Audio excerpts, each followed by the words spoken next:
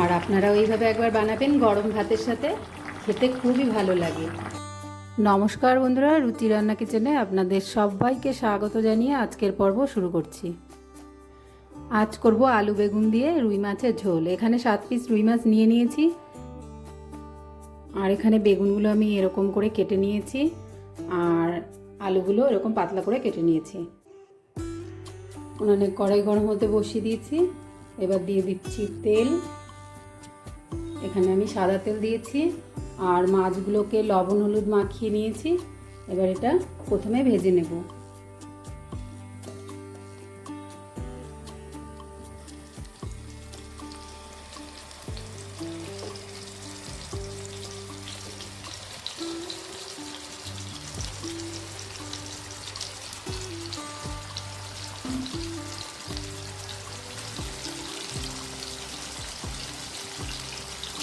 মাছগুলোকে উল্টে দেবো।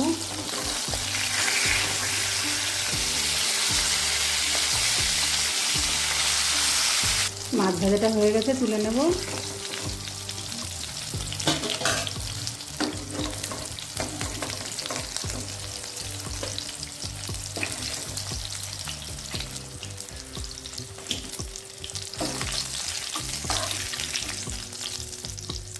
আমি এবার একটা অন্য কড়াই বসিয়ে দেবো।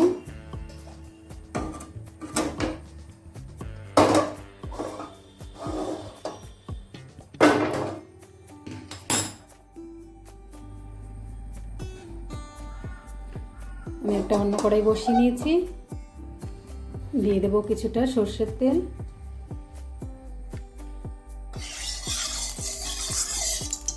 তেলটা গরম হয়ে গেছে, এবার দিয়ে দেবো ফোড়নে কালো জিরে। এখানে আমি হাফ চামচ কালো জিরে দিয়ে এবার দিয়ে দেবো কেটে রাখা আলুটা।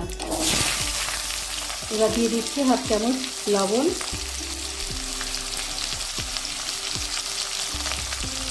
আর হাফ চামচ হলুদ।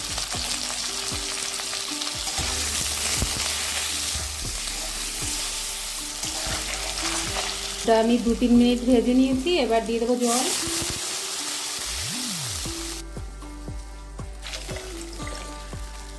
জলটা দিয়ে এবার আমি একটু ঢেকে দিচ্ছি। কিছুক্ষণ ঢাকা থাকবে, ঝোলটা জাল হবে। 5 মিনিট হয়ে গেছে, ঝোলে জাল উঠে গেছে। এবার দিয়ে দেবো কেটে রাখা বেগুন।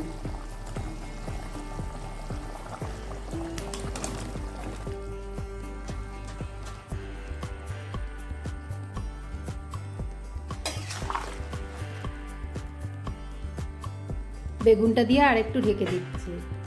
5 মিনিট ঢেকে দিয়েছিলাম, ঢাকনা তুলে দেখে নিচ্ছি। এবার দিয়ে দেবো ভেজে রাখা মাছগুলো।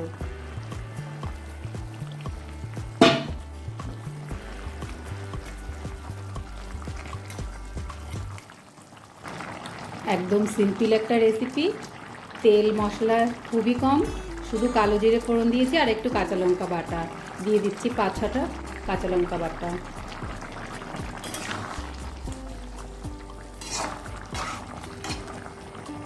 হয়ে গেছে বন্ধুরা আমার রুই মাছ দিয়ে আলু বেগুনের ঝোল। এবার নামিয়ে নেব। আর আপনারাও এইভাবে একবার বানাবেন গরম ভাতের সাথে, খেতে খুবই ভালো লাগে। আমি নামিয়ে নিচ্ছি গ্যাসটা বন্ধ করে। যারা তেল মশলা কম খেতে পছন্দ করেন তাদের জন্য এই রেসিপিটা খুবই ভালো, আর অন্য যারা আছে তারাও খেতে পারবে, তাদেরও জন্য এটা সবার জন্যই খুব ভালো একটা রেসিপি। আর আজকের মতো এই পর্যন্ত। রান্নাটা ভালো লাগলে অবশ্যই আপনারাও করে খাবেন। নমস্কার।